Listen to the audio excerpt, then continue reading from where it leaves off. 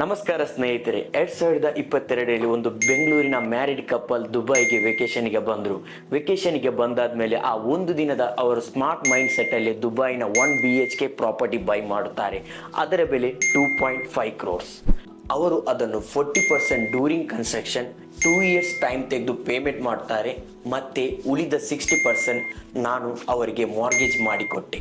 ಇವತ್ತು ಅದೇ ಪ್ರಾಪರ್ಟಿಯಿಂದ ಅವರಿಗೆ ಮಂತ್ಲಿ ಬರುವ ಇನ್ಕಮ್ 1.5 lakh. ಆ 1.5 lakhನಿಂದ 80,000 ಅವರು EMI ಕಟ್ತಾರೆ, 70,000 ಅವರ ಜೇಬಿಗೆ ಹೋಗ್ತದೆ.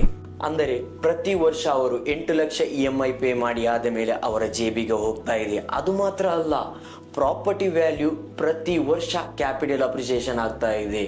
ಬೆಂಗಳೂರು ಕಪಲ್ ಥರ ನಿಮಗೆ ಕೂಡ ದುಬೈಯಲ್ಲಿ ಸ್ಮಾರ್ಟ್ ಇನ್ವೆಸ್ಟ್ಮೆಂಟ್ ಮಾಡಬೇಕಾ? ತಕ್ಷಣವೇ ನಮ್ಮ ಕಂಪನಿಯನ್ನು ಸಂಪರ್ಕಿಸಿ.